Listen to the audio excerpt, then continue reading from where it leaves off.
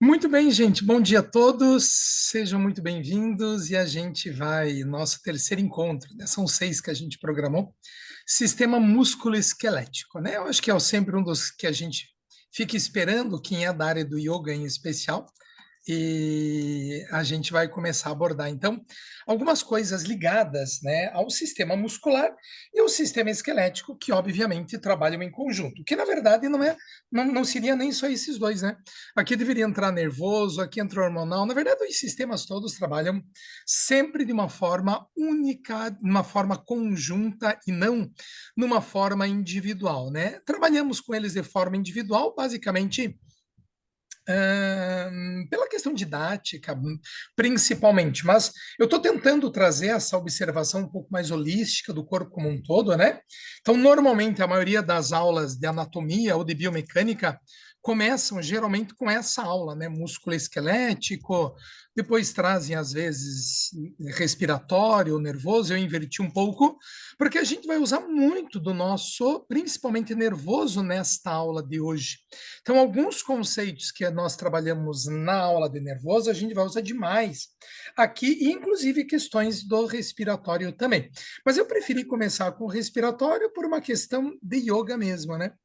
Que yoga sem o mecanismo da respiração, ela vira nada mais do que exercício físico, né? Quando a gente não fala dela. Ai, deixa eu só sair um pouquinho aqui, gente, para eu poder desligar o meu WhatsApp. A questão, de repente, ele vai ficar apitando para a gente. Epa.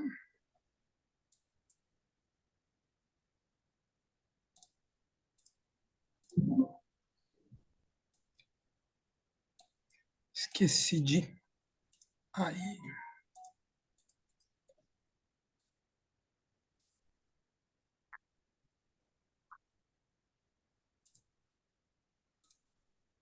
Muito bem. Desculpem aí, pessoal. Tinha esquecido de desligar o WhatsApp para ele não ficar apitando, né? Quando falamos então de músculo esquelético, estamos falando basicamente do quê? Movimentação, né? Mas além da movimentação, nós vamos estar falando de sustentação do nosso corpo, que é a estrutura óssea, basicamente, apesar de que músculos e cartilagens e tendões vão agir nessa sustentação. A proteção do nosso corpo, de um modo geral, né? Nós temos elementos de proteção, caixa craniana, caixa torácica, as vértebras da coluna vertebral, tudo isso está agindo num sistema de proteger, principalmente órgãos especiais do nosso corpo que precisam dessa proteção máxima, órgãos vitais, né, como especialmente o nosso sistema nervoso, protegido pela estrutura óssea também. Armazenamento. Como assim armazenamento? Dentro do osso, nós vamos ter duas medulas em especial. O que a gente chama de medula óssea vermelha, que é o nosso principal órgão hematopoético, que seria a função de hematopoese ou hematopoiese, produzir sangue. Então, podemos dizer que 100% do sangue, de todo o nosso sangue, é produzido dentro dos ossos.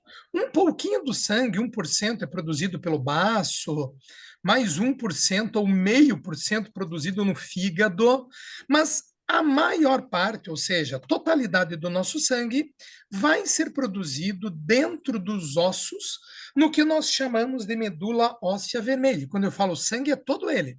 O plasma, as hemácias, leucócitos, plaquetas. Então, o sistema imunológico ele também está ligado à estrutura dos ossos dentro da medula óssea vermelha.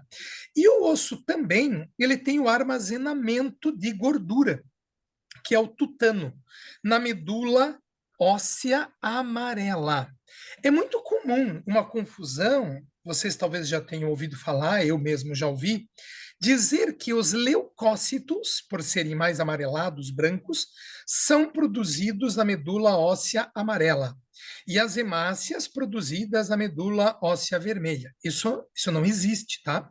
A medula óssea amarela é exclusivamente gordura, tutano, super nutritiva, né? Grande capacidade de armazenamento de energia. E todo o sangue, inclusive os leucócitos, que são os glóbulos brancos amarelados, eles também são produzidos na medula óssea vermelha, que seria a função da hematopoese.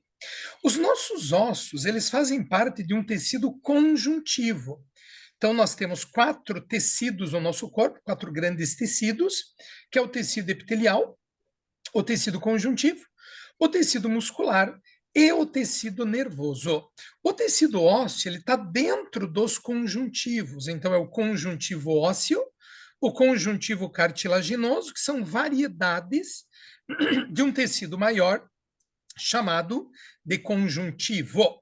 E ele tem uma característica muito importante, que é ter uma matriz, que seria a estrutura do osso mesmo. Então, imagina lá a estrutura de um osso. O que a gente está vendo de um osso, a gente chama de matriz óssea. Ela é uma matriz rígida, calcificada, principalmente calcificada. A gente pode chamar de mineralizada também, né?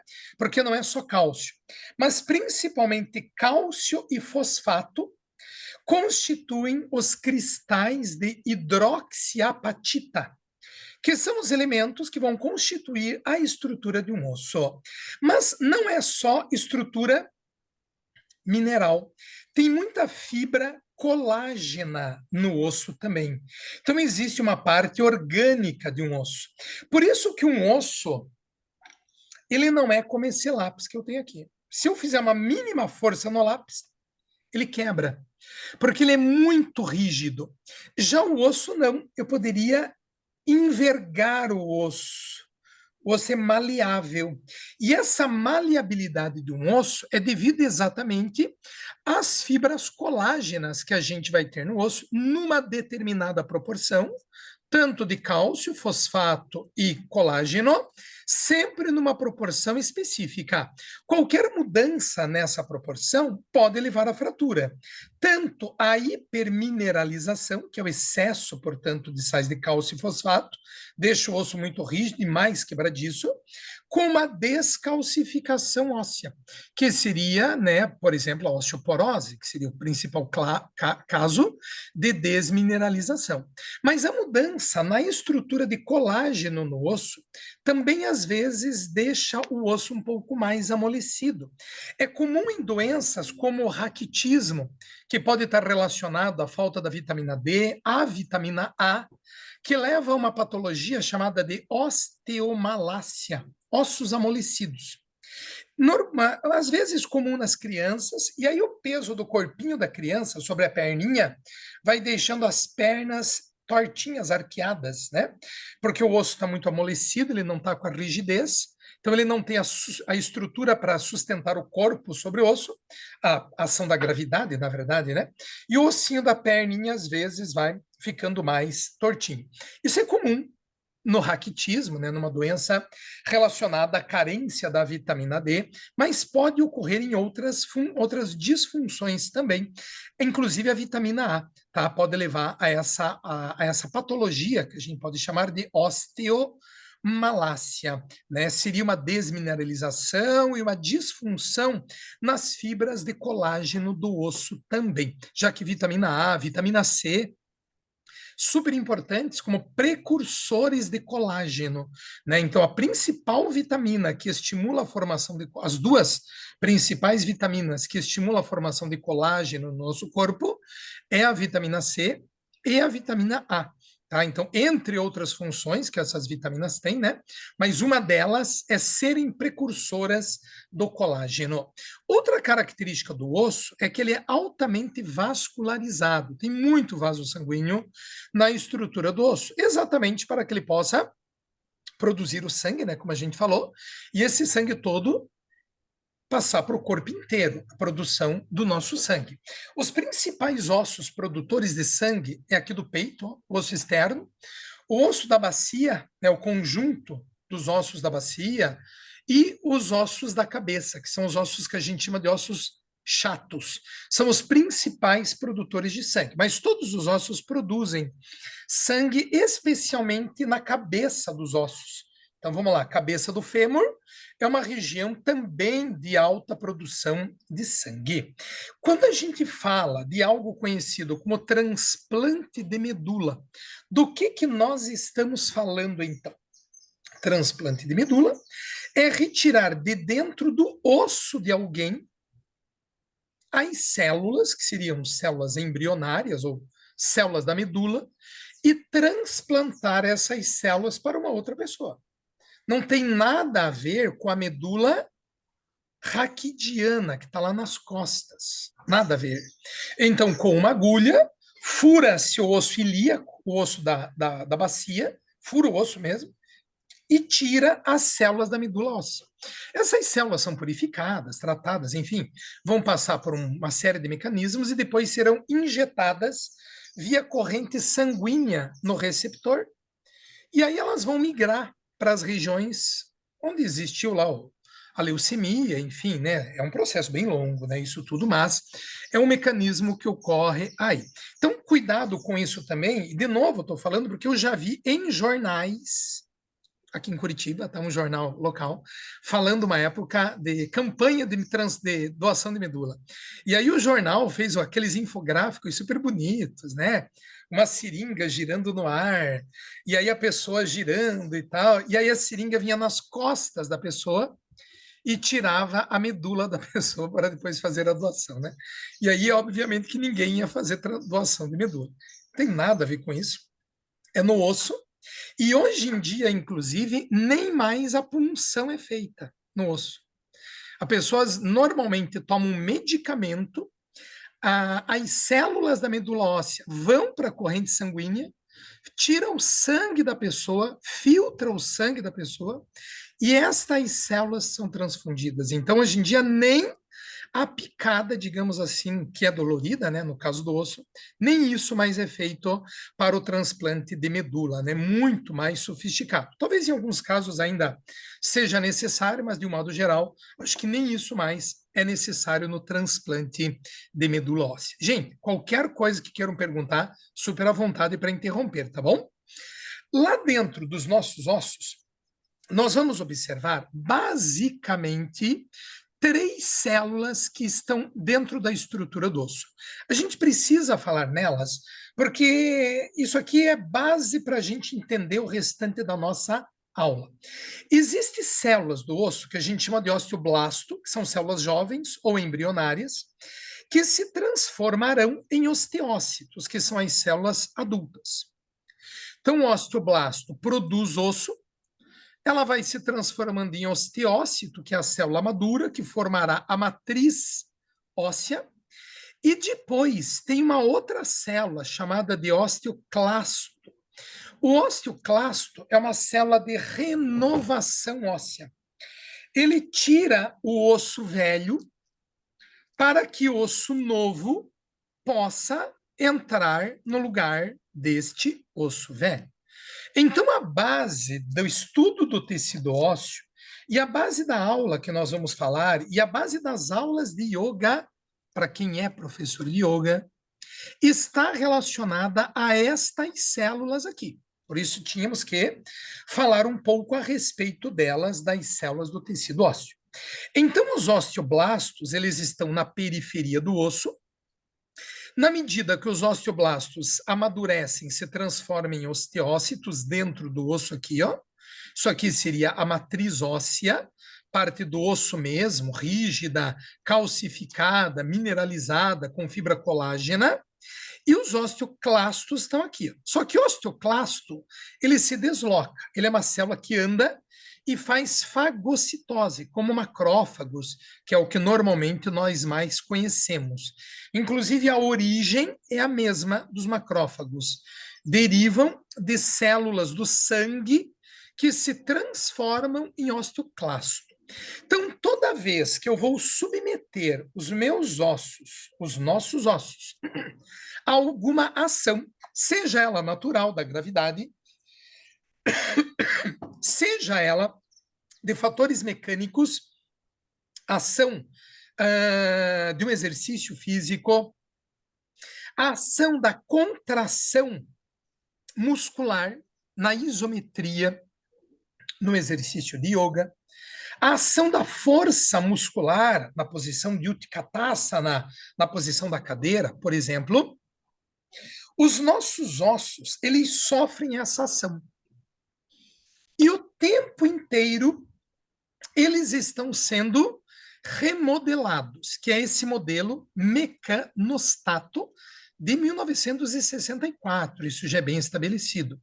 Então, quando eu exerço uma força sobre um osso, esse osso começará a apresentar características de remodelação da estrutura de um osso, o que faz com que o osso sempre esteja mais novo. Então, isso é bom, isso é fundamental para uma vida adequada. É nós estarmos o tempo inteiro remodelando esses ossos. Quando nós falamos, então, que caminhar, fazer exercícios de musculação ou fazer yoga ajudam a diminuir doenças de desmineralização óssea. O que nós estamos falando? A ação da gravidade, naturalmente, ela vai promover uma adaptabilidade do osso. Então, o tempo inteiro eu estou sofrendo a ação da gravidade. Mas a ação da gravidade sozinha, ela tem um efeito. Se eu amplificar isso com exercícios, e especialmente os de baixo impacto, e aqui entra fundamentalmente o yoga. Esse movimento do yoga de força, de estabilidade, de manutenção, de isometria, de força mesmo, num chaturanga, em fazer o movimento de flexão, os movimentos de rotação, de flexão, de torção, eles aumentam a capacidade do osso se remodelar. Então, os osteoblastos colocam osso novo, enquanto que os osteoclastos tiram o osso, que eu vou falar de uma forma real, mas não literal. Os osteoclastos, eles tiram o osso machucado, o osso que naturalmente eu vou causando micro lesão. Todos vocês já ouviram essa terminologia. Então, quando eu vou fazer um exercício físico, e o yoga é fundamental nisso, ele causa microlesão óssea, e esse osso machucado, esse osso que sofreu a agressão, ele vai ser retirado.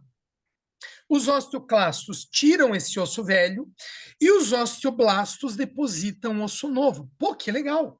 Então quer dizer que o tempo inteiro eu posso estar com os ossos novos. Essa é a ideia. De 2 a 6 anos, em média, todos os ossos do nosso corpo serão trocados. Por isso que a nossa face, de quando nós tínhamos 15 anos, mudou bastante, né? A estrutura óssea mudou bastante. Mas isso quer dizer também que eu posso aplicar certas coisas com alguma finalidade específica de mudança da estrutura óssea. Sim, é essa a ação que os ortodontistas usam com o aparelho nos dentes. A plasticidade do osso. Então, apesar do osso ser uma estrutura rígida, ele é extremamente plástico. Então, usa lá o aparelho, dói às vezes quando põe, porque esse aparelho está causando o quê? Microlesão. E aí os osteoclastos tiram o osso velho, osteoblasto coloca osso novo naquele novo modelo. Então, essa ação que nós temos, e percebam a importância nossa como terapeutas, como professores de yoga. O dano que podemos causar em ações mal feitas, ou os benefícios que podemos dar aos nossos alunos em ações bem feitas, com o uso de fitas, com o uso de prompts, outros aparelhos, a força do corpo, a postura correta, a correção da postura que deve se fazer para que se possa ter os movimentos adequados. Correções que têm que ser feitas baseadas em características também anatômicas de cada indivíduo, porque nós não somos iguais. né? Existem modelos estruturalmente completamente diferentes de cabeça de fêmur, estrutura de quadril, estrutura de ombro. Nós vamos falar mais de flexibilidade daqui a pouco com vocês, mas é uma série de características que devem ser observadas, né, e não apenas forçadas. Porém, pessoas que estão com uma postura modificada, o que tem virado muito comum, né? O uso dos celulares e a projeção do pescoço à frente nos indivíduos. Então, é claro que a nossa função é ajudar essa pessoa a ter uma correção. Quando eu sento e eu tenho uma postura adequada sempre, eu tenho uma série de proprioceptores no meu corpo, uma série de elementos do sistema nervoso que dizem que a minha postura está natural. Se eu, de repente, ficar assim, ó, entortar minha coluna, o meu corpo vai dizer para mim, você está errado, Marcos, muda esse troço. Os meus receptores corporais dizem para mim, opa, peraí, deixa eu me ajeitar, porque eu estava errado. Mas quando eu costumo ficar assim, a minha vida passa a ser torta. O que os meus receptores corporais dizem? Esse é o teu normal. E quando eu começo a voltar para uma posição mais adequada, eu me sinto estranho, não é o normal. Mas aí nós precisamos fazer com que os nossos alunos compreendam que é necessário reeducar esse corpo. Voltar a posturas adequadas, seguindo as curvaturas de coluna, posição de ombros adequados, a expansão de peito, de quadril, não deixar os pés para as laterais, colocar os pés direcionados à frente, promovendo uma pequena rotação de coxa. Ai, estou me sentindo estranho. O aluno vai dizer para nós isso na hora. Sim, ok, eu sei disso. Mas tente fazer isso e leva isso não só para o tapetinho do yoga, né? Tá parado no teu dia a dia de trabalho, fazendo qualquer coisa em casa, observe a posição dos pés, se observe, tente reeducar esse corpo para que a gente sempre mantenha essa postura adequada. Isso leva a essa mudança de plasticidade óssea. Então, nós estamos tendo gerações com problemas de cervical devido ao excesso de uso de celulares que tem ocorrido na população de um modo geral. Para que os ossos possam ser remodelados adequadamente, nós precisamos de uma alimentação correta, baseada em cálcio, em vitamina A, em vitamina C.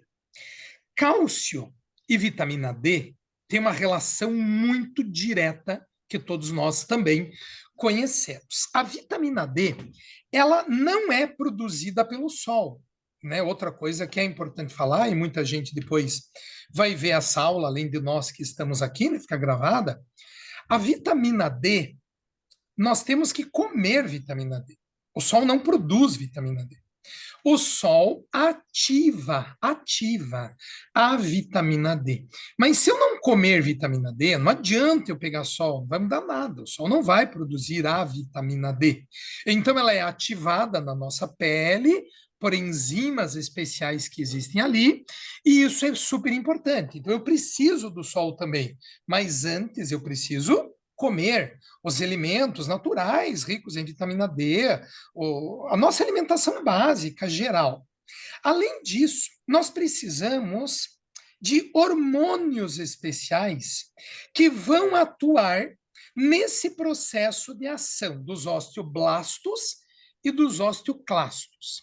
Os hormônios que agem aí estão aqui no nosso pescoço: tireoide e paratireoide. Duas glândulas que nós vamos voltar a falar nisso lá na aula de hormônios, que será o nosso próximo encontro. A nossa glândula tireoide aqui no pescoço, ela vai produzir um hormônio chamado de calcitonina. Esse hormônio, a calcitonina, estimula os osteoblastos a depositarem cálcio no osso. Então, eu me alimentei, estou com cálcio no sangue. A elevação dos níveis de cálcio no sangue estimulam a glândula tireoide e ela passa a liberar calcitonina e os osteoblastos pegam o cálcio do sangue e põem no osso. Tranquilo. Diminuiu o nível de cálcio no sangue, eu preciso ter um nível de cálcio no sangue sempre correto, porque o cálcio é necessário para a coagulação do sangue e para a contração muscular. Então, o cálcio não vai agir só no osso. Ele tem várias ações no nosso corpo. Então, eu não posso diminuir o nível de cálcio no sangue. Mas quando o nível de cálcio diminui, o paratormônio, que é o hormônio produzido pela paratireoide, vai produzir um outro hormônio, o paratormônio, que vai estimular os osteoclastos a tirarem cálcio do osso e jogar para o sangue. E assim nós ficamos a vida inteira. Paratormônio tira cálcio do sangue, calcitonina põe cálcio no sangue, estimulando osteoblastos e osteoclastos. Nesse mecanismo de deposição, tirada de osso. Então, esses dois hormônios agem no metabolismo de cálcio do nosso corpo, mantendo esse mecanismo adequado. Enquanto estiver tudo bem, vida que segue, vida normal, maravilha. E eu devo estimular esse mecanismo, basicamente com o yoga, inclusive falando do yoga em relação a exercícios. Corrida, atividade de rua, impacto, maratonas ou coisas do tipo. 25% de lesões, até mesmo graves, fratura por estresse. Já ouviram falar nisso? Fratura por estresse. Atividade muscular é tão intensa que o músculo chega a quebrar o osso devido à contração óssea, à contração muscular, que é tão intensa. Outras atividades de outros exercícios levam, às vezes, a 15%, 18% de lesões em alguns casos aí. Obrigado. Ganhei uma água aqui agora, gente. Obrigado. O yoga, por trabalhos publicados, ele dá um índice de lesão de em torno de 3 a 4%, gente.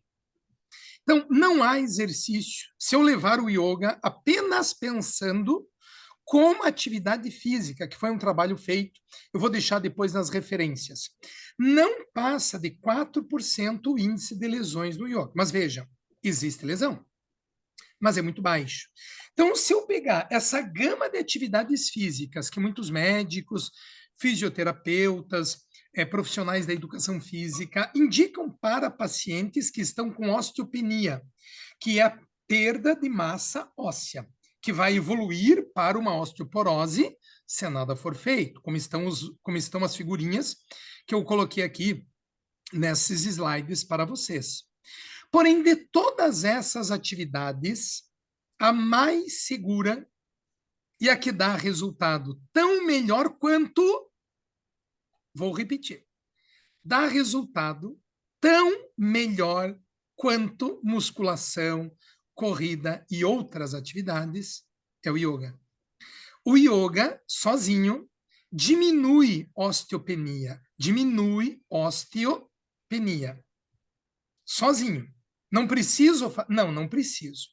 Se eu fizer outras atividades, melhor ainda. Você fazer uma associação de yoga com caminhada ou corrida, dependendo de cada caso, e musculação, melhor ainda os efeitos. Mas o índice de lesão é muito baixo. Porém, a osteopenia é uma realidade que nós vamos enfrentar com a idade, já que o envelhecimento é um dos fatores que leva à osteopenia. E a osteopenia, que seria esse caso aqui, ó, osso normal, osteopenia, osteoporose. Ela tem outros fatores. Um grande deles está ligado à menopausa nas mulheres. A menopausa é a queda dos níveis de estrógeno, principalmente. E nesse caso, especificamente nas mulheres, o estrógeno, ele é um hormônio que, além de ter as funções ligadas às características feminilizantes, ele age sobre osteoblasto. O estrógeno age sobre a ação dos osteoblastos, ok? Por esse motivo, existe um índice muito elevado de mulheres, quando entram na menopausa ou pré-menopausa, que desenvolvem osteoporose. Isso se deve a quê? Entre outros fatores, como a mulher, quando entra na menopausa, diminui o estrógeno, isso diminui a atividade osteoblástica. Então, diminui a ação do osteoblasto e o osteoclasto tira mais osso e o osteoblasto não consegue repor esse osso. E isso leva, obviamente, a uma desmineralização óssea intensa, que é o que nós conhecemos como osteoporose. Por isso, mulheres que estão entrando em menopausa ou pré-menopausa, é maravilhoso se fizessem atividades como o yoga. Não tem impacto. Além de melhorar a capacidade óssea, melhoram outras questões. Porque uma outra coisa que está diretamente ligado à osteoporose, a baixa ingestão de cálcio, vitamina D e o sedentarismo. Só que isso tudo também pode estar ligado a questões mentais, que nós comentamos na nossa última aula. Os níveis de depressão levam ao sedentarismo.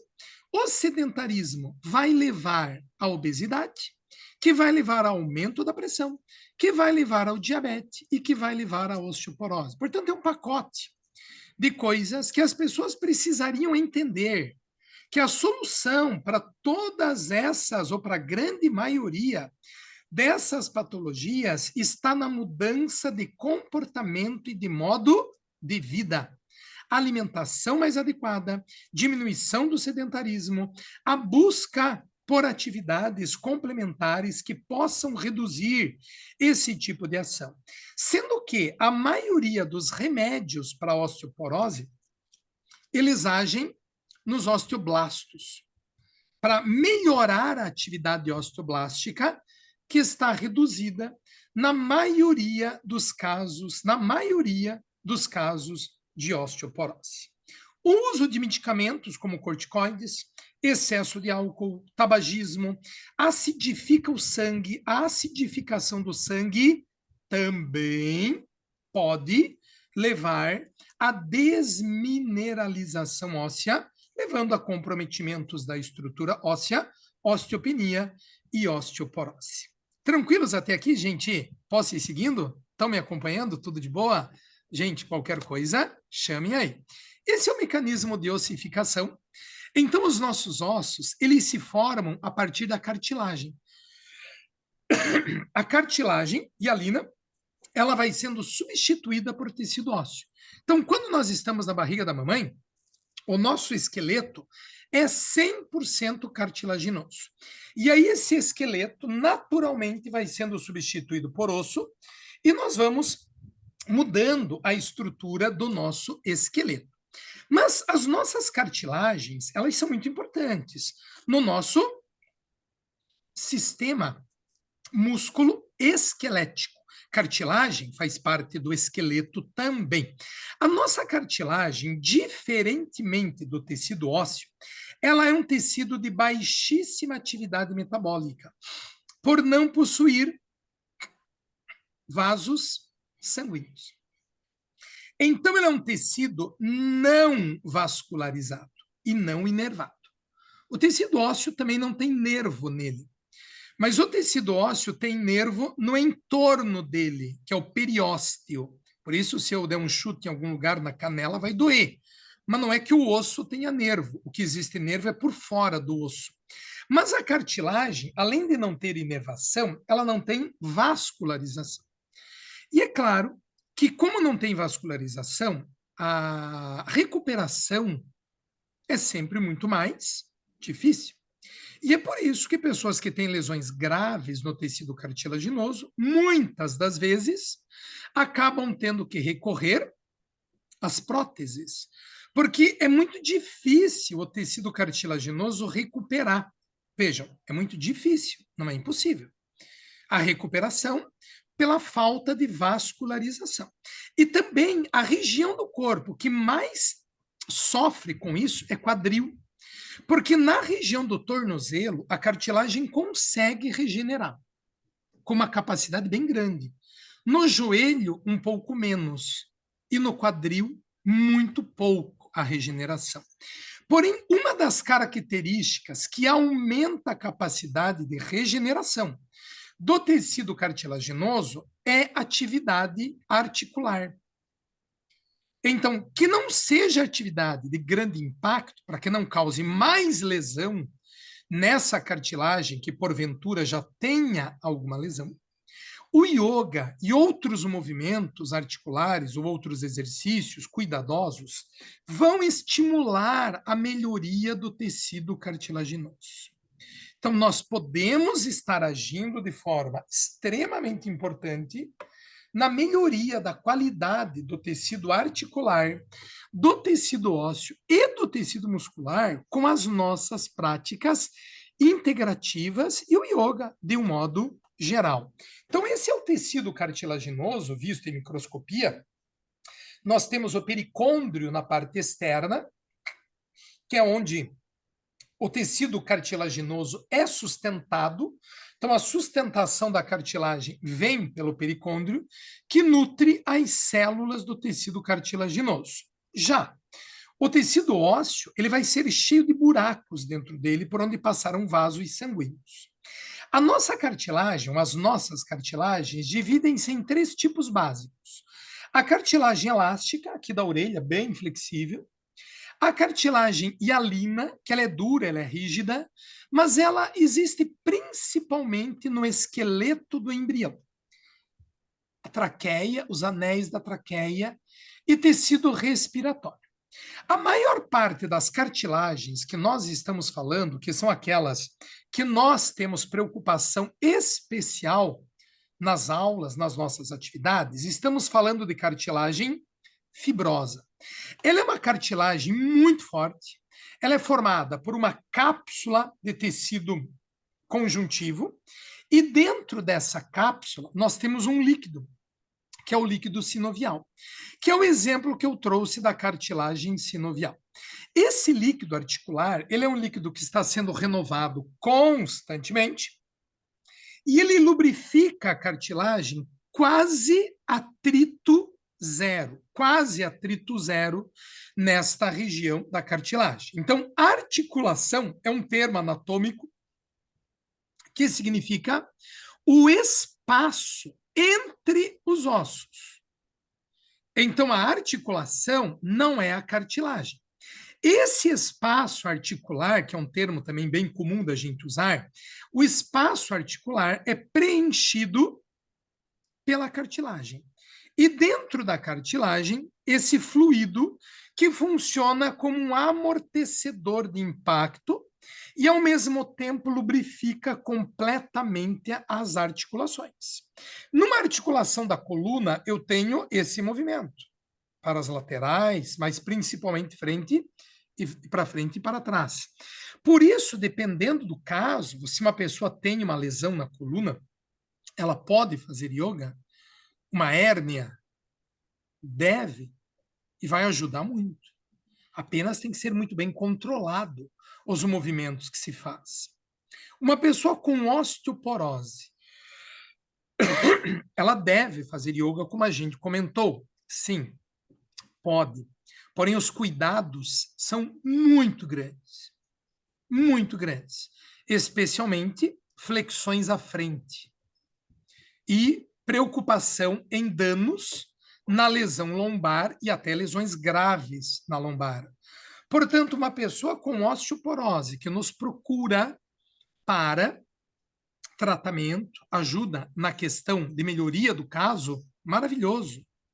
As rotações, não existe pelo menos trabalho que mostre danos nem prejuízos. Mas as flexões à frente são sempre muito perigosas nos casos de osteoporose. Então, nesse tipo de caso, os exercícios mais sentados, mais ao chão, as trações com cuidado, usando fitas eventualmente, para não trazer excesso de contração muscular. Porque o músculo tracionado em grande força pode causar, melhor, ele causa microlesão óssea. O exercício isométrico, o exercício isotônico. Porém, num caso de osteoporose, essas lesões podem ser muito severas para uma pessoa com a doença. Por isso, a gente deve sim atender as pessoas que tenham a osteoporose, mas com muito cuidado nas atividades. E especialmente que não sejam atividades em grupo, mas sim atividades mais personalizadas, com atendimento mais específico, mas são incríveis, como também a melhoria, especialmente de um quadro de sarcopenia, para uma evolução na melhora nessas circunstâncias. Eu vou deixar depois um trabalho que eu fiz com um colega, falando de sarcopenia, em relação à sarcopenia e osteopenia, com a utilização do yoga, como realmente existe melhora nestas condições com a utilização dos exercícios, das atividades do yoga como um todo. Quando nós olhamos a estrutura de um osso, nós vamos ver que um osso ele tem uma região toda esponjosa e uma região compacta nas laterais dele. A região esponjosa recebe o nome de osso esponjoso mesmo, e é onde vai ficar a medula óssea vermelha. Aqui está a produção do sangue. O osso compacto, ele, na verdade, não é tão compacto assim. Se eu levar ele para o microscópio, eu vou ver que ele é todo cheio de buraquinhos também. E aqui no meio, ó, nesse buraco aqui, existe um espaço vazio. E esse espaço vazio, aqui ao longo do osso, é onde fica o tutano, medula óssea amarela, né? O tutano, armazenamento. Se eu pegar um pedaço desse osso compacto aqui, ó, e tirar um pedacinho dele, e levar no microscópio, eu vou ver que o osso compacto é todo cheio de canais, por onde passam os vasos sanguíneos aqui no osso. Veja que não tem nervo. O osso tem vasos sanguíneos. E aqui no entorno do osso, que é o periósteo, é onde tem inervação, que é onde o osso dói, eventualmente presente aí. Aqui a estrutura microscópica do osso, né? O sistema de Haver, onde estão os osteócitos, são essas células, pontinhos aqui, vaso sanguíneo, que garante a nutrição do osso, que garante a renovação óssea, que é muito intensa. O osso não para de estar mudando o tempo inteiro. Então, quanto mais eu estimular esse osso a formar osso novo, melhora a minha saúde física. Então, a gente deve o tempo inteiro estar agindo no osso para que ele seja estimulado. Eu tenho que fazer impacto? Não, não tem, não deve. Impacto forte, nem precisa. Você precisa ter tração óssea. Alongamento, isometria, faz um efeito absolutamente incrível sobre a estrutura do osso, especialmente na renovação da estrutura do tecido ósseo. O osso está diretamente ligado ao metabolismo do cálcio. Quase todo o cálcio do nosso corpo, mais de 80%, está no osso.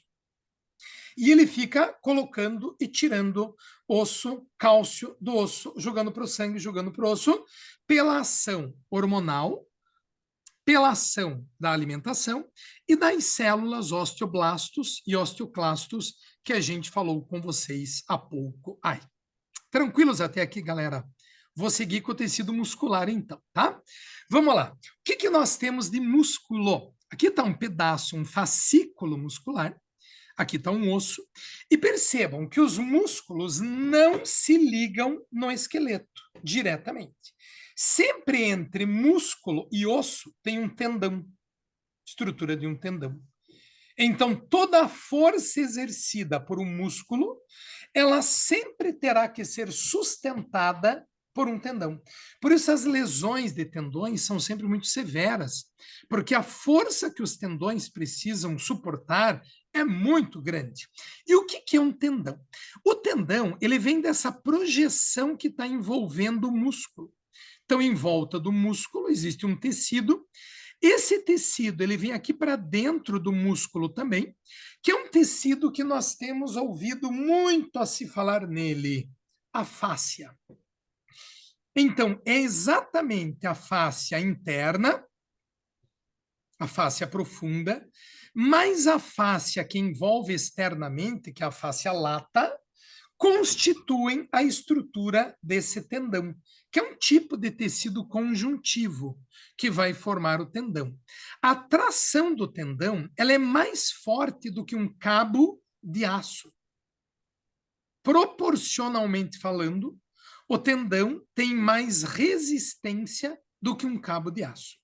Mas quando eu olho o músculo aqui dentro, eu vou ver que o músculo ele é formado por células musculares como essa que está aqui. Cada célula muscular vai receber o nome de miofibrila. E se eu pegar uma célula muscular e levá-la ao microscópio, eu vou ver que ela é constituída de unidades especiais que nós damos o nome de sarcômero. A cada estrutura do músculo é um chamado sarcômero. E o que promove a contração do músculo? O sarcômero, que é a unidade de contração muscular. Nessa outra figura, nós temos um sarcômero inteiro, a ampliação dele. O sarcômero ele é formado por essas unidades proteicas chamadas de linhas Z. Linha Z. A linha Z, ela tem duas proteínas aqui no meio. Uma proteína que está presa à linha Z, chamada de actina, e uma proteína aqui no meio, conhecida como miosina. Actina e miosina. Essas duas proteínas, elas são elas que promovem a contração muscular. Como? A proteína actina, ela desliza entre a proteína miosina e o sarcômero encurta-se. Então, se eu imaginar com os meus polegares aqui, eles são as linhas Z do sarcômero, os meus dedos a actina, e eu tivesse a miosina aqui no meio, quando o meu músculo vai contrair, a actina desliza entre a miosina e o sarcômero encurta. Quando o sarcômero encurta, o que acontece com o músculo? Encurta. E eu tenho a contração muscular. Essa é a chamada teoria dos filamentos deslizantes de Huxley, de 1957, essa teoria do deslizamento dos filamentos de actina entre os filamentos de miosina. Mas para que isso aconteça, nós precisamos de alguns elementos. Um deles é o cálcio. Para que o músculo se contraia, a gente precisa ter cálcio na estrutura e precisamos de um estímulo. E esse estímulo é proveniente do sistema nervoso. Então, o nosso sistema nervoso dá uma ordem. Quando o sistema nervoso dá uma ordem, cálcio é liberado na fibra muscular.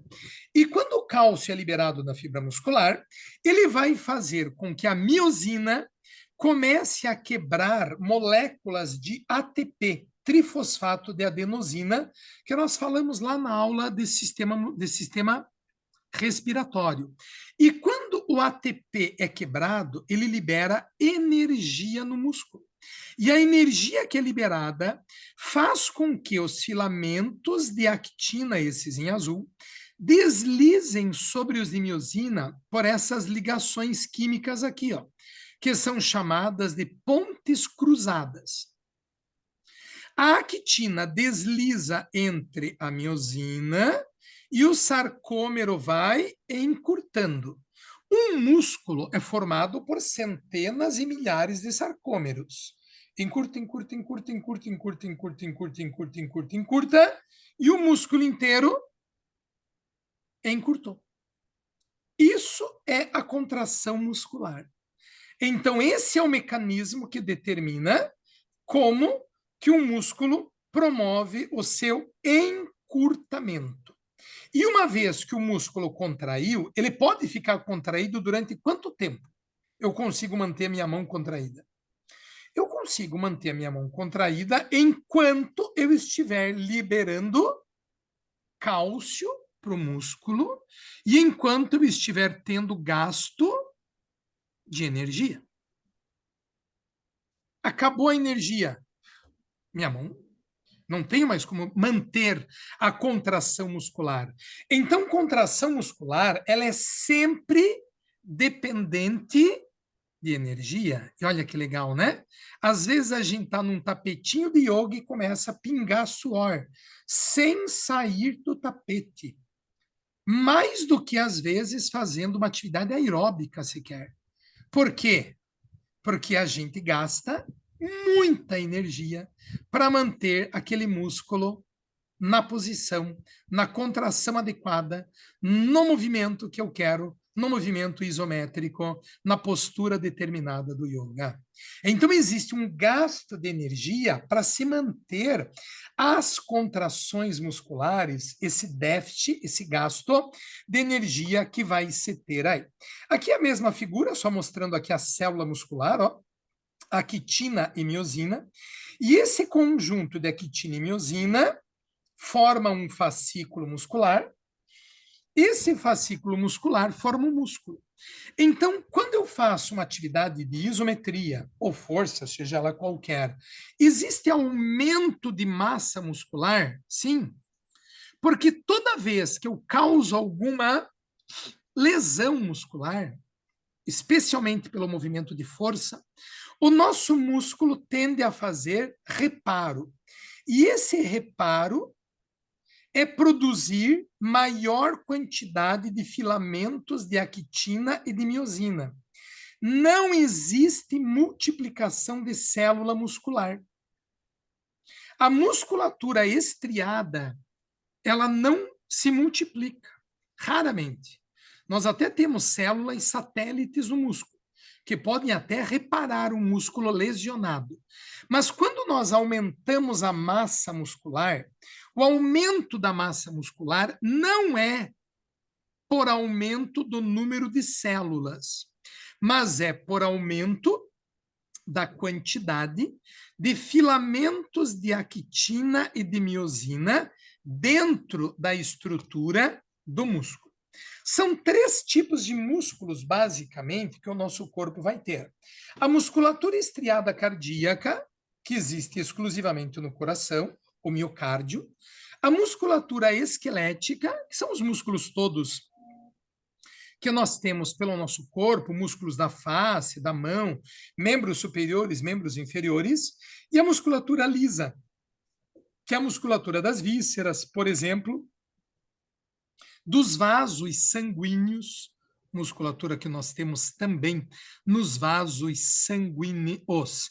A Simone perguntou para nós aqui, ó, algum estudo de comparação da hipertrofia ocasionada pela musculação e pela yoga? Eu não vi nenhum estudo disso, não acabei nem buscando isso. É muito provável que a musculação aumenta, você tem um ganho maior de hipertrofia, sem dúvida. Isso não quer dizer força, mas a saúde do músculo, a saúde do corpo, né, nos exercícios que a gente tem, por exemplo, de definição, eles são melhores quando você tem a isometria, né? Eu consigo ter mais definição muscular, mais estabilidade do músculo do que na hipertrofia, que seria, por exemplo, um caso de musculação, né? Mas eu posso ter também uma hipertrofia com movimentos de yoga, né? Chaturanga ou outros movimentos que a gente pode fazer no yoga, guerreiro, onde a gente tem muita força e o corpo inteiro está sendo usado, né, como peso para esses movimentos que a gente vai ter.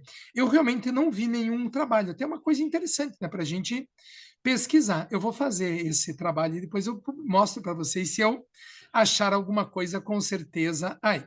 Vejam, a musculatura lisa é uma musculatura que é inervada basicamente pelo sistema nervoso autônomo. A musculatura cardíaca é autônoma também. E a nossa musculatura esquelética? Ela é 100% ativa? Na verdade, não.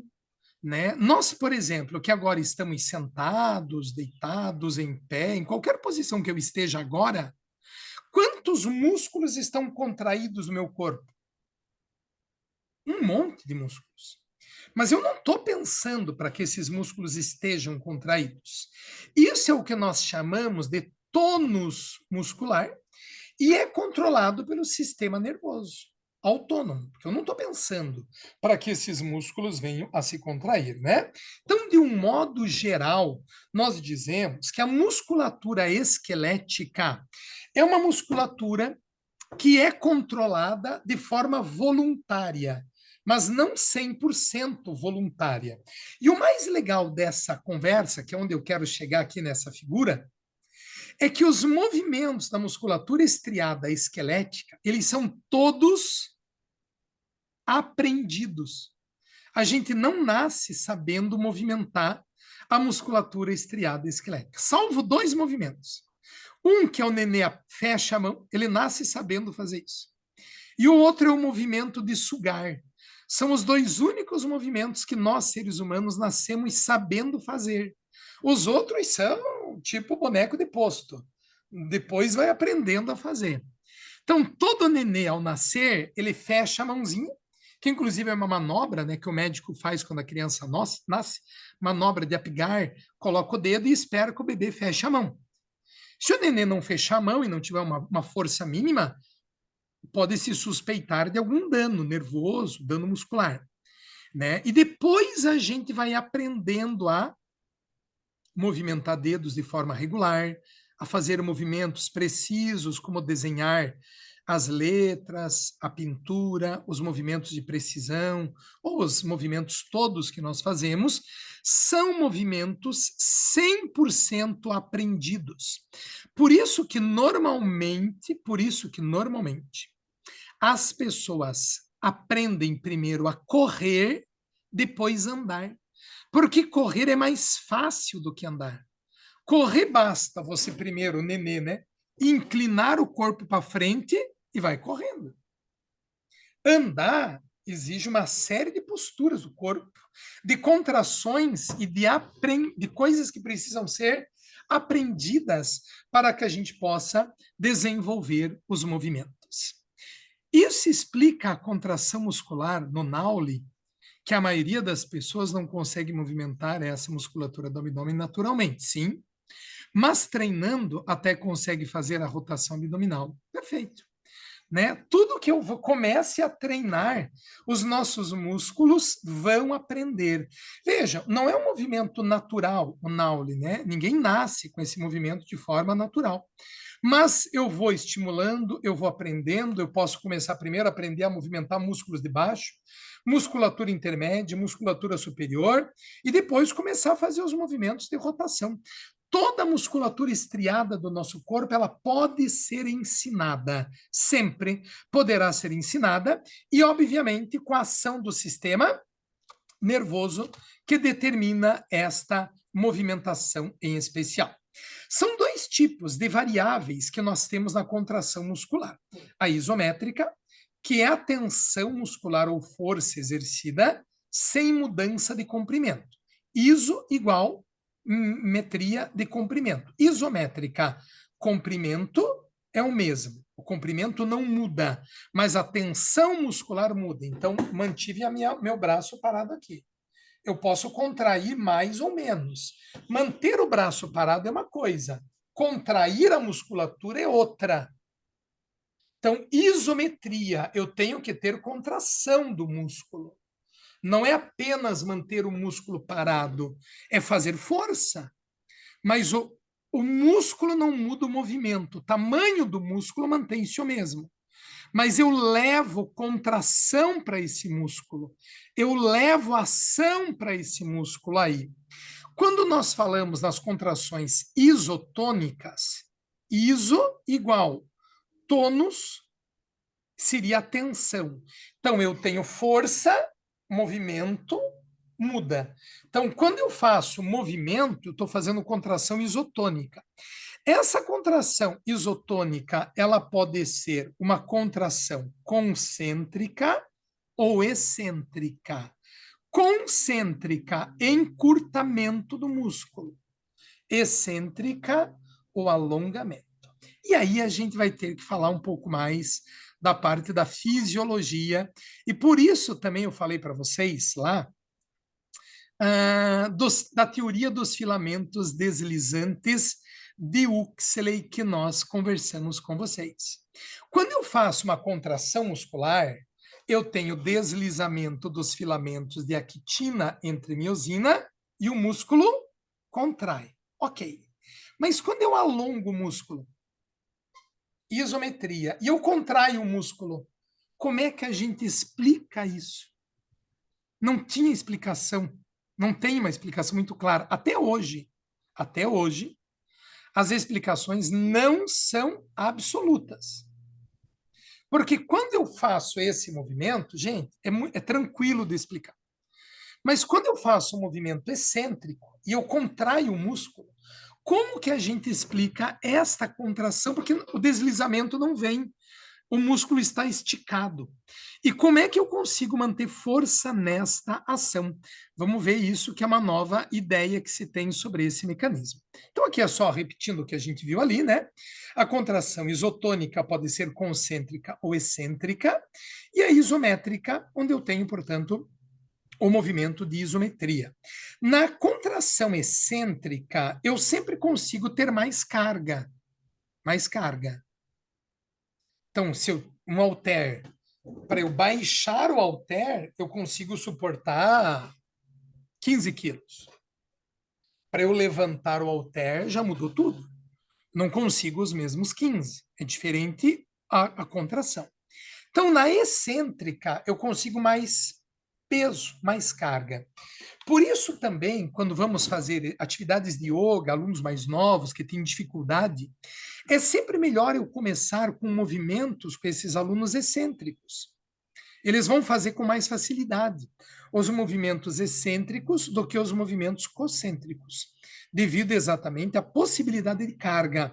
E isso vai estimulando esse músculo vai melhorando a sua capacidade de tração, para depois fazer os movimentos excêntricos e concêntricos, movimentos regulares que podem ser executados aí. Como que a gente explica a força no alongamento? Então, de um modo geral, nós sempre falamos em duas proteínas no músculo, a quitina e miosina. Mas aqui, gente, vai entrar uma terceira proteína chamada de titina. Esta proteína chamada de titina, ela já foi descrita há bastante tempo, mas há muito pouco tempo é que se descobriu o real papel da titina. Eu vou deixar para vocês uma referência de um trabalho muito legal, gente, mas muito legal, muito didático, que fala sobre quase toda a aula que eu dei para vocês, quase toda, tá? Falando a respeito desse trabalho, e também falando exatamente da ação desta proteína aqui, ó, que é a titina. Nesse mecanismo de força ou de esforço no alongamento. Essa é uma outra palavrinha muito bacana para a gente começar a usar, ó. Esforço em vez de contração. Porque o que a palavra contração normalmente me remete? Ao encurtamento. Mas quando eu alongo, eu tenho contração? Então, como fica uma palavra ruim de usar? Atualmente, o ideal nos educadores físicos, o pessoal da fisioterapia, quem trabalha diretamente com a estrutura muscular, é não usar mais a palavra contração, mas usar a palavra esforço. Esforço concêntrico e esforço excêntrico. E tirar, a gente deixar um pouco de lado a palavra contração, porque a contração refere-se exatamente ao encurtamento, mas aqui eu estou com o músculo contraído também? Estou.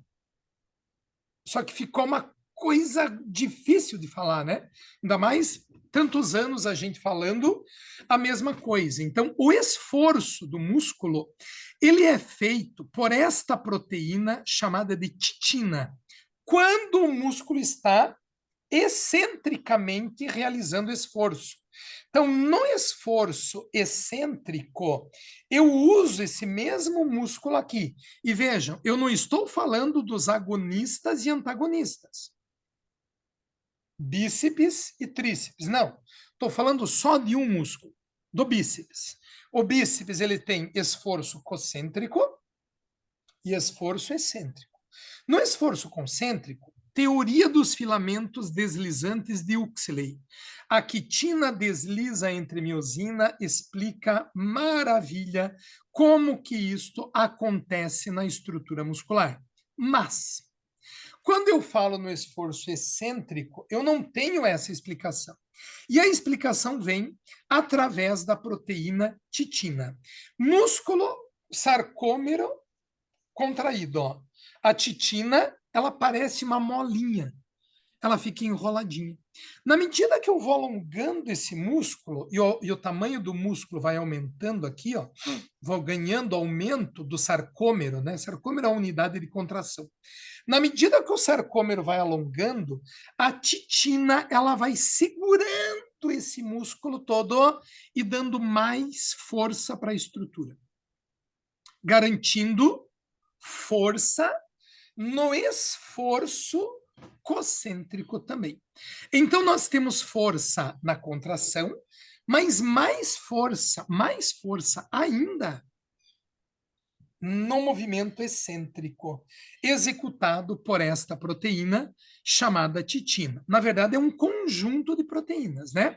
Que agem actina, miosina, aqui as cadeias da troponina e a tropomiosina, formando as pontes cruzadas, e a proteína titina alongando ou encurtando.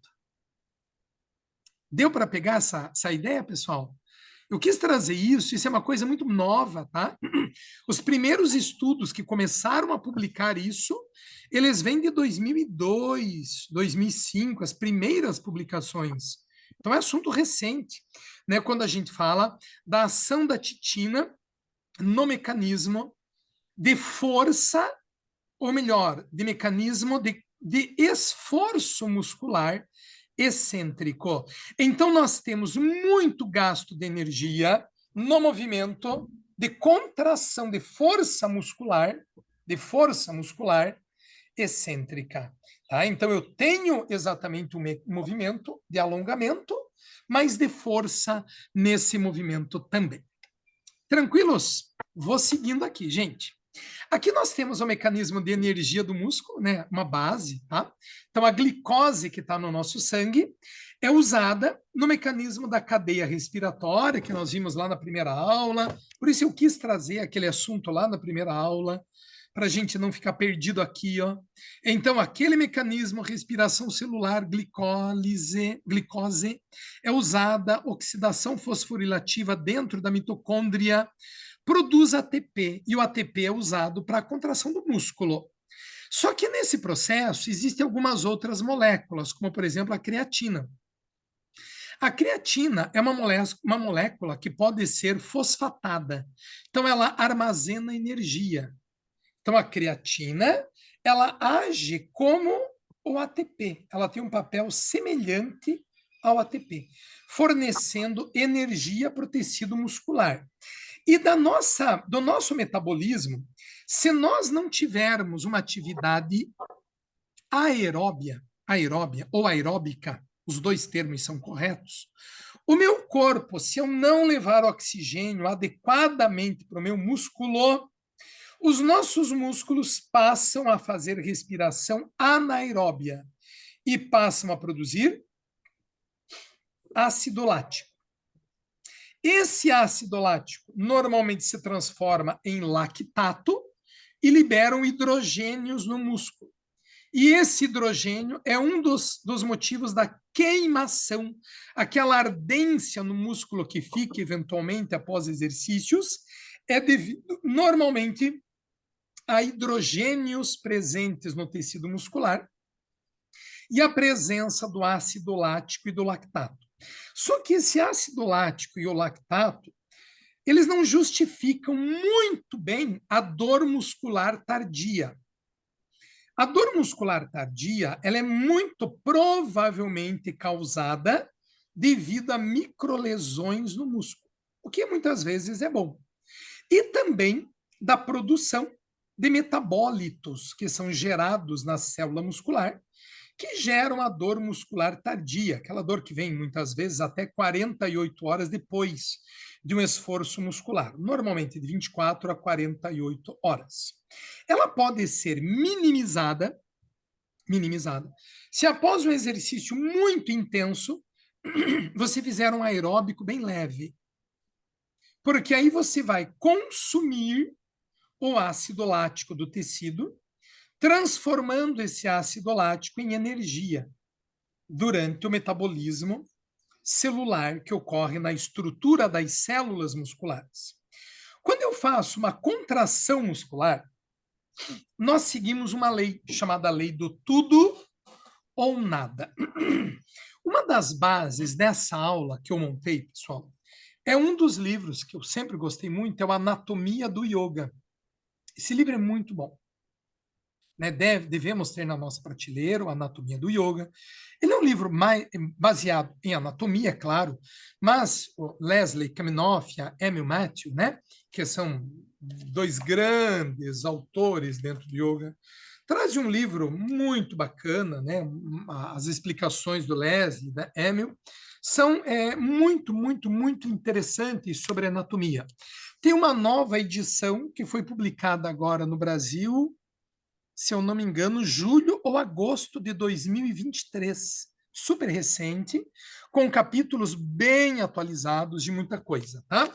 Mas, na página 23 desse livro, ele traz uma coisa que talvez tenha sido relacionado à tradução do livro ou não, mas tem um erro conceitual na página 23 desse livro. Os músculos não se contraem de forma tudo ou nada. Não é necessário que todas as fibras se contraiam e aí vai. Na verdade, ficou meio confuso o que está escrito, porque os músculos se contraem sempre seguindo uma lei, que é a lei do tudo ou nada. Só que como assim? Cada célula muscular se contrai segundo a lei do tudo ou nada. Cada célula. E o músculo como um todo, ele se contrai de acordo com o mecanismo que a gente chama de somação do músculo, como está nesse gráfico aqui, ó. As células, elas vão se somando para você atingir a contração como um todo. Deixa eu explicar melhor se eu conseguir aqui. Estou com um lápis aqui. E eu estou exercendo uma força nesse lápis bem leve. Como é que eu consigo aumentar a força da tração? Tá uma força bem maior. E eu posso aumentar muito mais a força de tração no lápis. Isso depende de quantas células eu uso. Porque eu não mudei o músculo é o mesmo que eu estou usando. Esse músculo pode fazer uma ação leve, média ou forte. Vamos supor que eu tenha no músculo em questão que eu estou usando 100 células musculares. 100 células. Das 100 células, eu estou usando 10. Quando eu uso 10, a força que eu exerço é bem sutil, bem suave. Se eu somar mais células aqui, ó, eu aumentar o número de células e passar para 50, a força que eu vou exercer é mediana. Mas se eu fizer mais força e eu usar as 100 células aqui em cima, ó, eu cheguei ao máximo de força que eu poderia executar. Desse máximo, eu não posso usar mais, eu não tenho como aumentar isso. Eu posso manter a tração, eu posso manter a contração, manter o esforço. que nós também podemos chamar de tetania. Durante quanto tempo eu posso manter o esforço? Enquanto eu tiver energia, enquanto eu tiver cálcio e enquanto o meu músculo não entrar em fadiga. Porque a fadiga pode ser promovida por excesso de ácido lático. O excesso de ácido lático pode levar à fadiga. E aí o músculo simplesmente cai. Eu não baixo ele lentamente. Ele perde a ação. Ele perde a função. O músculo, a contração, o esforço deixa de existir. Mas o mecanismo da contração muscular em cada uma das células segue a lei do tudo ou nada. Isso quer dizer que ou existe contração ou não existe contração muscular. Individualmente. O músculo inteiro, aí sim, você pode monitorar o nível de contração, o nível de esforço que eu tenho para cada grupo muscular, para cada grupo. Mas cada célula ou contrai ou não contrai, não tem mais ou menos neste caso. Existe o que a gente chama de fibra de contração lenta, fibra de contração rápida. Então, isso é genético? Sim, basicamente é genético. Eu posso mudar uma fibra lenta para rápida ou uma fibra rápida para lenta, que é o que nós mais usamos no yoga? Sim, também posso. Isso funciona super bem, muito bem. Por isso tem pessoas que vão entrar numa posição de yoga e não conseguem permanecer. E depois de um tempo, você nem se preocupa mais em ficar naquela posição por longos períodos. Porque você está desenvolvendo e usando fibra lenta. Fibra lenta, elas têm enzimas oxidativas, que são enzimas que produzem energia durante o esforço muscular. Enquanto eu estou fazendo o esforço, a minha fibra muscular está produzindo energia constantemente. A fibra rápida, ela não produz energia. Ela só usa a energia que tem. Acabou? Acabou. O músculo despenca. Não consigo ficar. Acabou, parei. Se a gente levar isso para atletas, e eu falar do Usain Bolt, por exemplo, né? Grande velocista. Mas imagine que o Usain Bolt, lá na sua infância, quando ele começou a ser treinado, o treinador dele tivesse achado que ele deveria fazer maratona. O Usain Bolt correria maratona? Sim, claro que correria maratona. Será que ele ganharia maratonas? Será que ele seria o expoente que ele foi? Provavelmente não. Tá? Mas o treinador dele identificou nele uma genética de fibra rápida e levou isso à melhoria desse padrão e ele virou o fenômeno que virou. No yoga, nós também temos algo parecido. Então, eu tenho as fibras do meu corpo, que são caracterizadas pela minha genética, pela minha vida, e eu, com o tempo, eu vou levando essas fibras a virarem fibras lentas para eu poder manter o posicionamento. Como? Treino. Tá? Existe genética? Sim, existe genética. Mas a gente pode ajudar nessa transformação. Ah, então quer dizer que sempre terão pessoas que serão melhores do que eu numa posição? É possível. Agora, a pergunta é, o que é ser melhor e o que é ser pior? O que é ser melhor e ser pior? Pera lá. Ser melhor porque ele... Gente, isso não é yoga daí, né?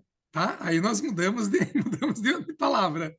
Aí deixamos de fazer yoga, passamos a fazer outra coisa, tá? Então, se eu estiver usando esse melhor e pior, aí eu saí do princípio básico do yoga, né? Que não seria mais isso, tá? Mas eu sei que isso são coisas do nosso dia a dia, né? Aqui está, só um gráfico, tá? Aqui eu estou num exercício aeróbico, em A. Quando que começa exercício anaeróbico? Quando entra a produção de ácido lático. Então isso não é bom. Claro que não é bom. Óbvio que não é bom. Aonde que é o melhor da minha vida? É aqui, ó. Exercício aeróbico. Esse é o melhor da minha vida. Yoga. Qual é a possibilidade da gente fazer exercício anaeróbico em yoga? Nenhuma, na teoria, né? Então, eu sempre estou fazendo um exercício, uma atividade de alta qualidade. E desculpem estar falando assim, que eu sei que o yoga não é exercício físico, tá? Mas levando ele só para esse lado físico do yoga, né, que tentando mostrar a ciência, né? Porque os trabalhos que eu peguei, as coisas que eu trouxe, eles avaliam as características de forma fazer comparação com exercício físico, né? E o yoga é muito mais do que exercício físico, obviamente, que nós sabemos muito bem isso. Mas é muito melhor manter o exercício nessa condição, porque eu levo oxigênio para o músculo, melhora a atividade muscular, as fibras se recuperam, enfim, é uma infinidade de coisas boas quando a gente faz a atividade por aí. Gente, e para a gente ir finalizando a nossa aula de hoje, falar um pouquinho da fáscia, né? E a fáscia nada mais é, pessoal, do que o mesmo tecido que formam os ligamentos e tendões. Anatomicamente, tendão e ligamento é a mesma coisa. Melhor, gente, errei, desculpem. Histologicamente falando, tendão e ligamento é a mesma coisa, é o mesmo tecido. Tecido conjuntivo propriamente dito, do tipo denso, fibra colágena paralela. Anatomicamente é diferente. Então, eu errei lá no começo da frase. Anatomicamente, são coisas diferentes. Tendões ligam músculos a ossos ou cartilagens. Ligamentos ligam ossos a ossos. Então, quando o osso está ligado diretamente ao osso, eu tenho um ligamento. Quando um músculo está ligado a um osso, eu tenho um tendão. Mas, histologicamente, a estrutura do tecido não muda nada. E como que eles se organizam? Então, aqui eu tenho um músculo, aqui embaixo eu tenho um osso. Isso aqui é o osso. Músculo e osso. Veja que o músculo está ligado ao osso por um tendão. E da onde que vem esse tendão? Da onde vem o tendão? O tendão vem daqui, ó, desse prolongamento que nós chamamos atualmente, ou chamamos há muito tempo, de fáscia. A fáscia, ela pode estar externa, pode ser externa, que é a fáscia lata, ou ela pode ser profunda, né? A fáscia profunda aqui, ó. E ela está envolvendo fascículos de músculo. Daquelas figurinhas que eu mostrei no começo lá da nossa aula, ó. O tecido, a célula muscular, tem uma fasciazinha envolvendo ela, ó. A célula muscular tem uma microfáscia. Essa microfáscia forma outras micro que vão se tornando maiores. Isso tudo vai se juntando, terminando no tendão. Olha a força disso. Olha a habilidade desse mecanismo.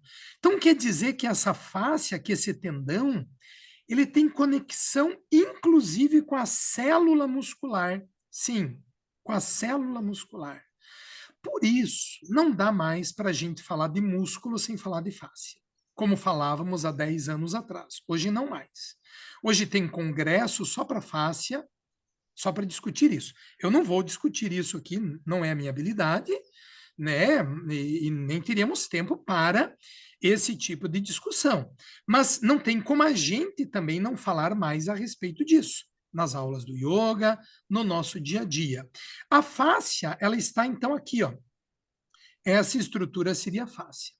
Com uma grande quantidade de inervações passando por toda essa estrutura da fáscia. Veja que nervos que vêm da pele passam pela fáscia, por vasos sanguíneos, ligam a músculos, está tudo interconectado, que é a beleza maravilhosa dessa aula de hoje, que eu estou terminando e quero tentar terminar com esse modelo holístico da coisa. Olhe que a fáscia aqui da cabeça, dores de cabeça, podem ser devido à tensão muscular do ombro, do ombro.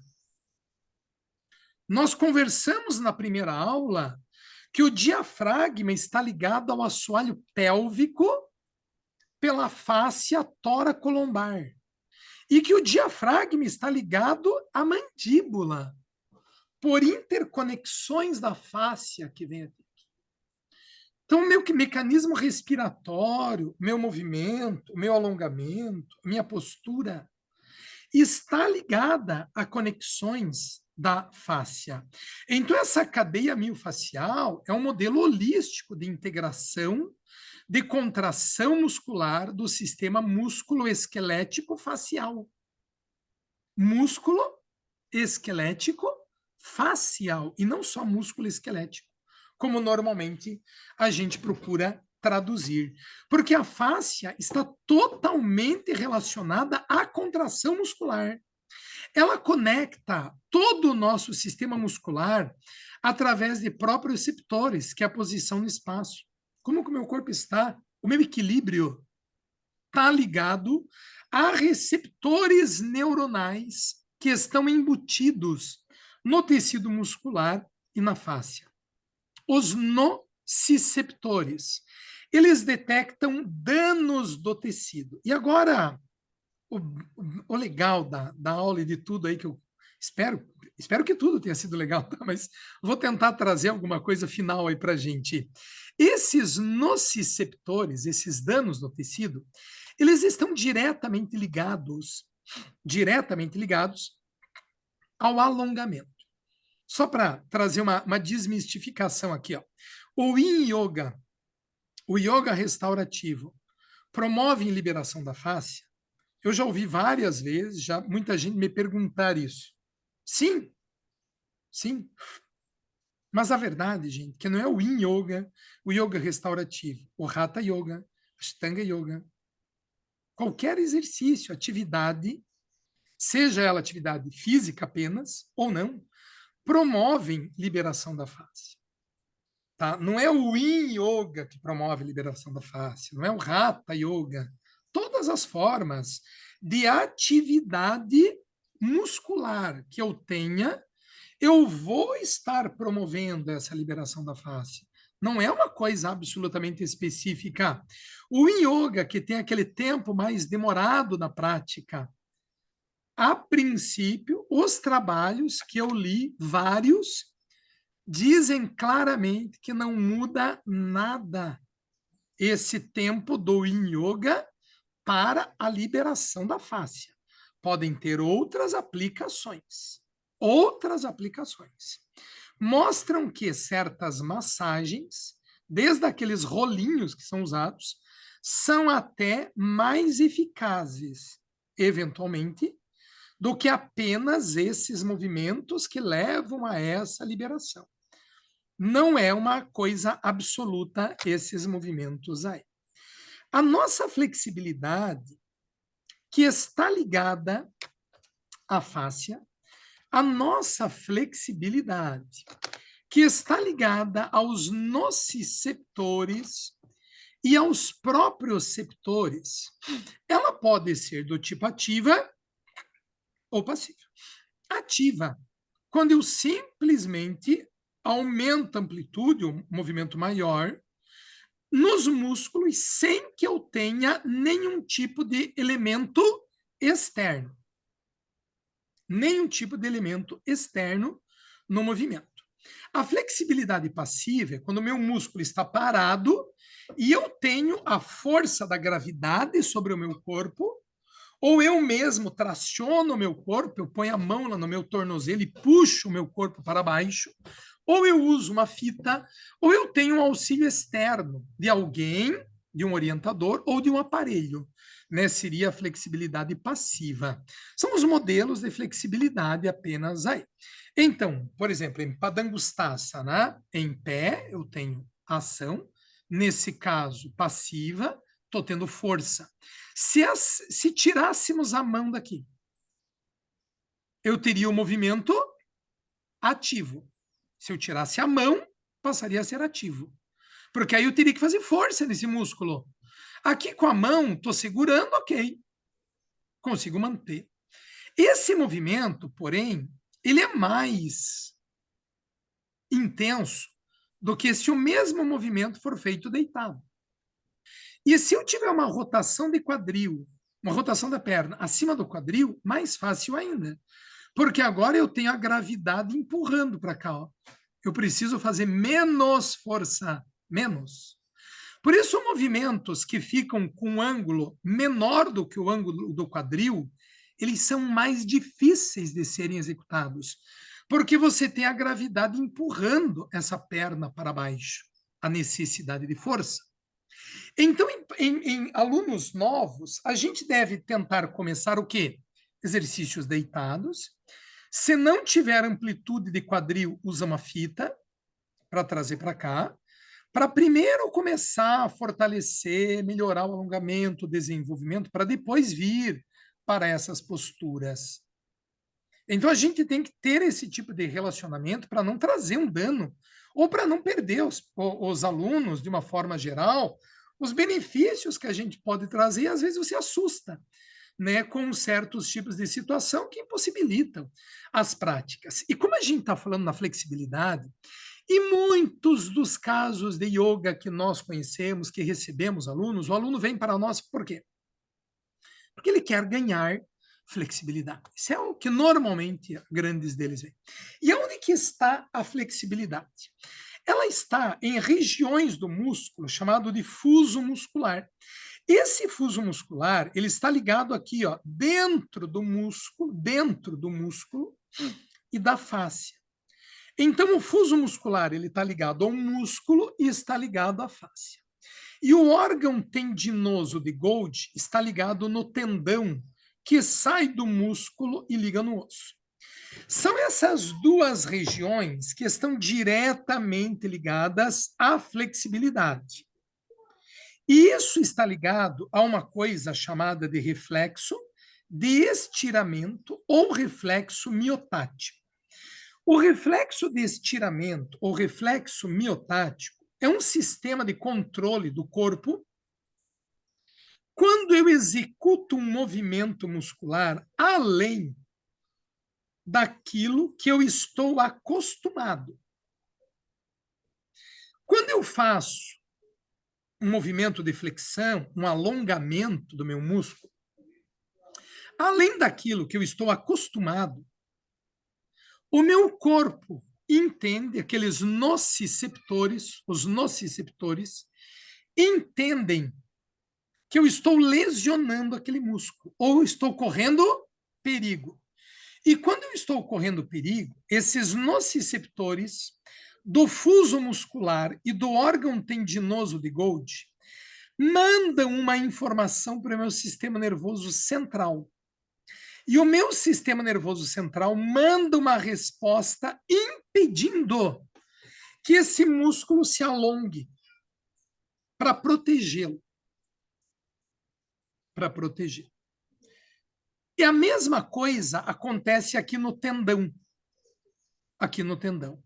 O movimento além do normal leva a uma reação de perigo. Sistema nervoso central bloqueia aquele alongamento, aquele estiramento, aquela flexibilidade para proteger o músculo. E você não consegue ir adiante. Então, estou baixando a minha cabeça em direção ao meu joelho, alongando, forçando os isquiotibiais aqui, né? Mas eu travo.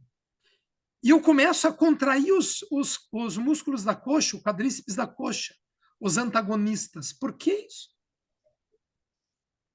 Proteção do meu corpo. Estabiliza, protege, toma cuidado no meu corpo nessas ações que eu vou tendo. Mas se eu levar um pensamento para esse músculo de relaxamento, vai melhorar? A ideia é que sim.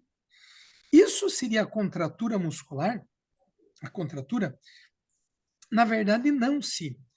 A contratura pode vir a acontecer, até por um exagero, quando a gente passaria desse limite, passo bem desse limite, e eu tenho uma contração abrupta desse músculo com um encurtamento da fibra muscular e lesão do músculo, né? E lesão nesse músculo na contratura. Nesse caso, é algo bem mais simples. É uma proteção do músculo, o músculo protege aquela região e impede que ele alongue, inclusive impede que ele vá sofrer uma contratura. Aí sim. Né? Então, vejam, ele tem sentido, né, isso como um mecanismo de proteção, para impedir até que venha a acontecer uma contratura. Mas se eu estou buscando um alongamento muscular, vou falar para vocês o final, então. O alongamento, ele é mais uma sensação, o alongamento, ele é mais uma sensação do que propriamente o alongamento do músculo. Porque o músculo, a célula muscular não cresce. E músculo não se multiplica. Não existe aumento de células. Eu posso aumentar o volume de músculo? Sim, porque eu aumento a quantidade de filamentos de actina e de miosina. Vejam, existem situações de pacientes anestesiados. O paciente anestesiado tem flexibilidade muito maior do que o paciente que não está anestesiado. Tanto que médicos são orientados a tomar cuidados no paciente anestesiado, em tirar da cama, mudar, para não trazer luxação de articulação.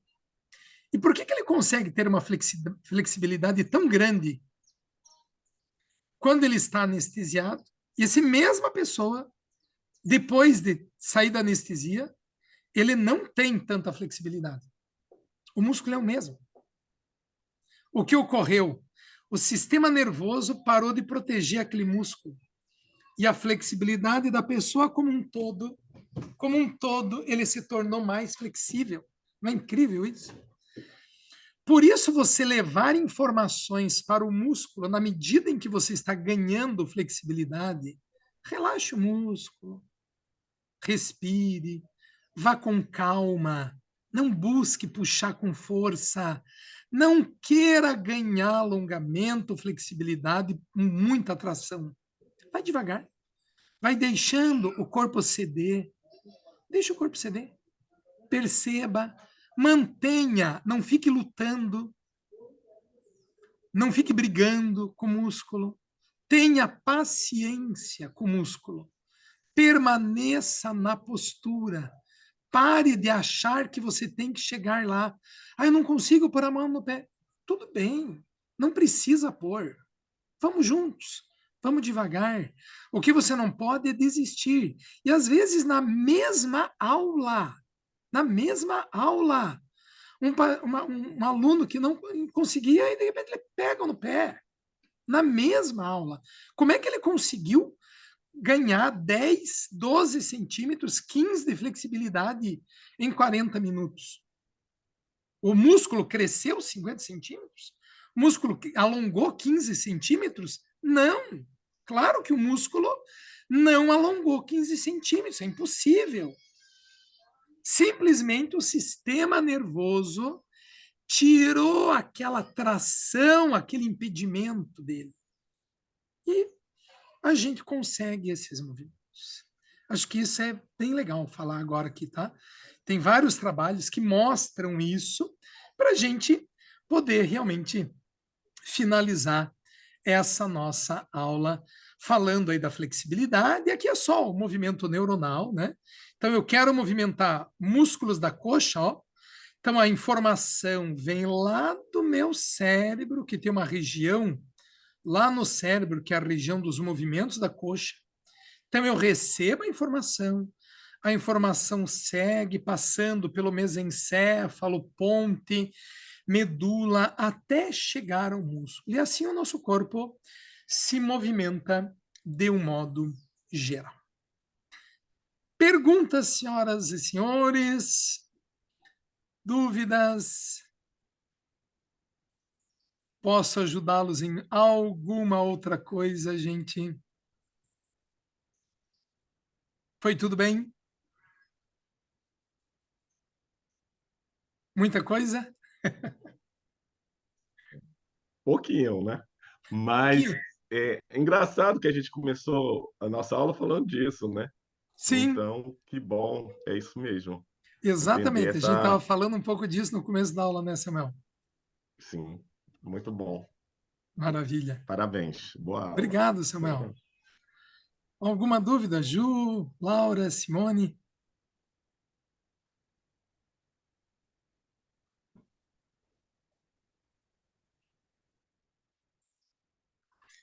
Então a gente fez essa apanhado geral de tecido muscular, tecido ósseo e fáscia, que esses três elementos não tem como dissociar, e muito menos dissociá-los de um sistema nervoso, que é exatamente o que eu quis terminar essa aula mostrando que o alongamento ele é mais uma sensação mesmo do que propriamente fazer um músculo crescer em 10 minutos, a gente fazer esse músculo crescer, o que não existe, né? E mais a sensação, sim, ela muda completamente em alguns poucos momentos. E especialmente, né? Eu até não trouxe nenhum estudo de caso aqui, mas muitos pacientes melhoram também das questões de osteoporose, de flexibilidade, de dor toracolombar, que é 40% da população mundial sofre com dor toracolombar, devido à falta de flexibilidade, à diminuição dos movimentos articulares, à falta de rotação. Existem disfunções? Não. Características anatômicas obrigado, Ju, completamente diferentes uns dos outros. Acetábulo do encaixe do fêmur. Então, tem pessoas que não vão conseguir fazer uma abertura total do que outras. Mas com o tempo eu posso ir melhorando? Posso, porque eu sei que osso também é plástico. Então, aquele mesmo encaixe do acetábulo pode mudar um pouquinho. Não vai mudar totalmente a vida da pessoa. Uma pessoa que tem um pequeno déficit de curvatura na coluna, uma cifose, uma leve escoliose, eu posso ajudar a melhorar isso? Claro. Triconaça. Durante quanto tempo? Bem, se você está com um problema, a pessoa tem uma curvatura deficiente na coluna, eu devo incentivá-la a fazer isso o máximo de tempo possível. Yoga não é só o tapete. É sair do tapete, busca fazer, busca fazer, busca fazer. Ela vai perceber que com o tempo vai haver uma mudança daquela curvatura, tanto óssea como ganho de flexibilidade nas posturas como um todo. Eu acho que era isso então, gente. Obrigado, obrigado, obrigado, gente. Então, agradeço a vocês. Eu quero terminar a aula com um parágrafo bem pequenininho do livro do Anatomia do Yoga. Gente, esse livro é muito legal, adoro ele, tá? Apesar de cuidado com aquele detalhe que eu falei para vocês, mas é um detalhe, não muda nada a qualidade do que tem aí. E ele é um livro que não fala só da anatomia de forma geral, né? Os autores procuram trabalhar exatamente essa característica da singularidade de cada um, de você entender realmente as características de cada pessoa dentro do aspecto geral que nós temos. E eles falam o seguinte num parágrafo do livro, bem na introdução ainda. Em vez de encararmos a prática de asanas como uma forma de impor ordem ao organismo humano, nós encorajamos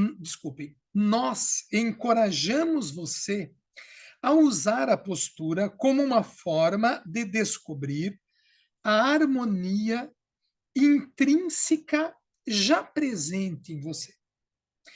Isso não significa que ignoramos as questões de alinhamento, posicionamento e sequenciamento.